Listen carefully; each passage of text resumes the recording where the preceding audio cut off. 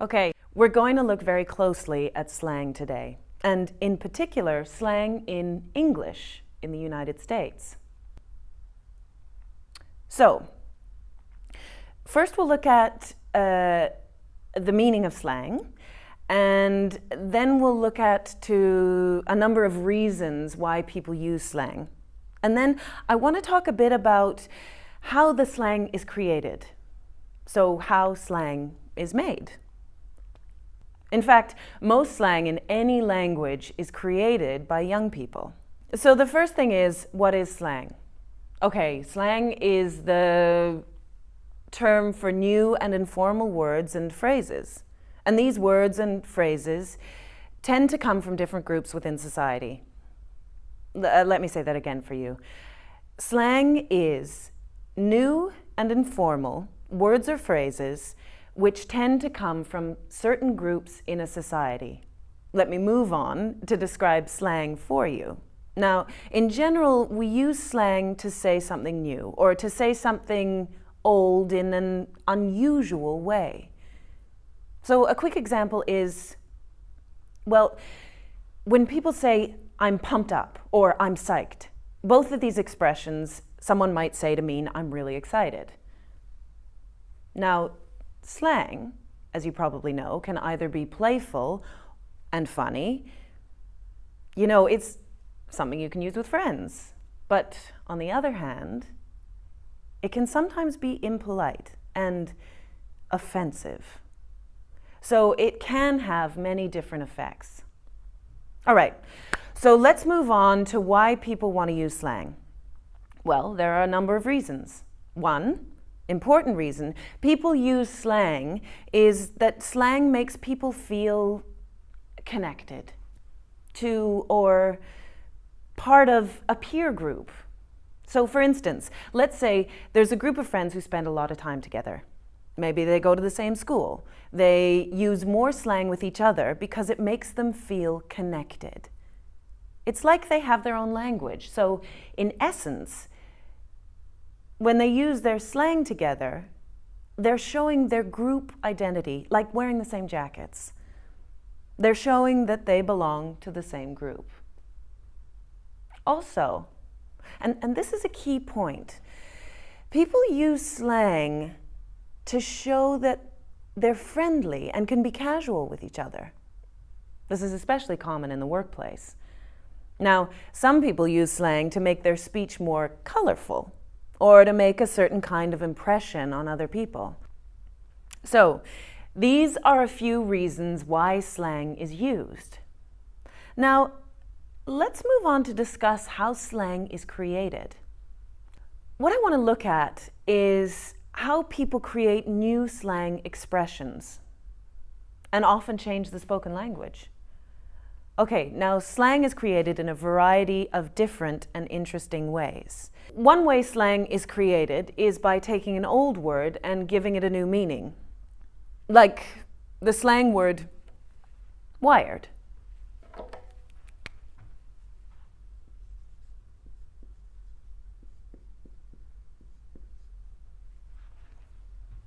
Wired. So let's look at how this works. You know the word wire, like the wire in an electrical cord. To be wired is an adjective. Means the way you feel when you've had too much coffee. You feel too excited and maybe even a little crazy. You feel wired. You feel full of energy. So that's an example of a new slang word created from an old word. Okay, there's another way that slang is made, and that's by creating a new word, a word that didn't exist before. And the interesting thing here is that these words usually come from subcultures or smaller groups from inside a culture. A really good example of creating a new word is the slang word bling bling.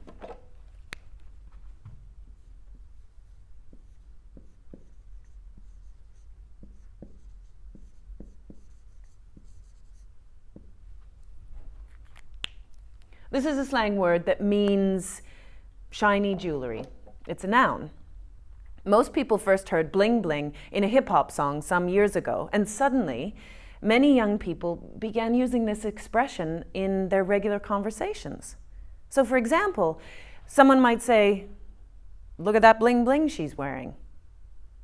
So we've talked about creating slang by using old words in new ways, by creating new words.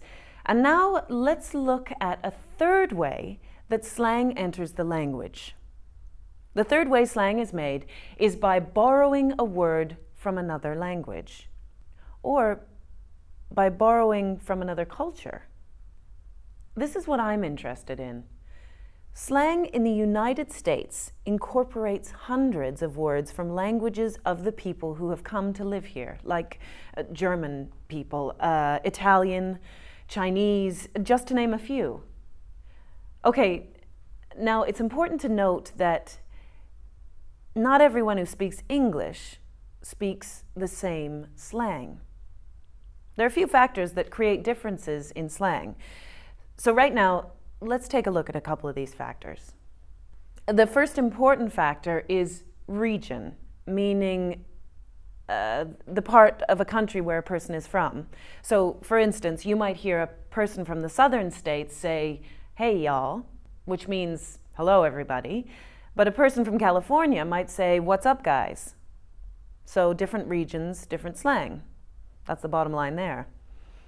Okay, here's another factor. It's people's occupation. Jobs. Jobs can have different slang too. A great deal of job-specific slang is also relevant to others, so eventually it becomes popular in regular society. In other words, it eventually becomes general slang. Are there any questions? Excellent. Okay, well, so far I've only talked about slang in a positive way, but believe it or not, slang can sometimes be controversial. That's right. Not everyone has a positive opinion about slang. For instance, some people think that if people use too much slang, eventually it might destroy the English language. Let me illustrate this. Remember I said that a lot of slang is created by and used by young people. A lot of the slang in style today and used by young people is not grammatically correct. It breaks the rules of the language. Of course, young people want to break the rules of the language. They want to do things differently because this shows that they are new, a new generation. They don't want to follow the traditions of society. A good example of used slang that is ungrammatical is the popular expression, "my bad." Oh. My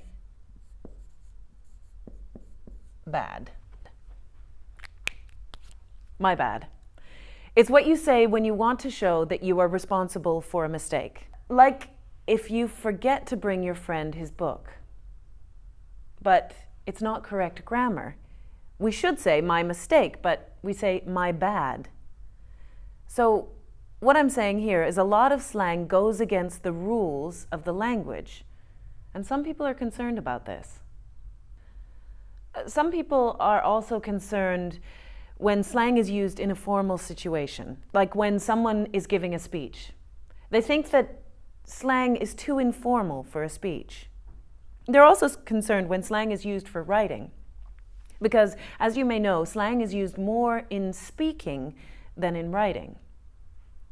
And so, as you've probably been told by your teachers, generally slang is unacceptable in academic essays. So that's a big part of the controversy about slang. So to finish up, I want to make one final point. When you're thinking about slang, keep in mind that languages are living things. They're changing all the time. A new slang helps the language grow and change. All right, I'm afraid we're out of time. I'll see you next week.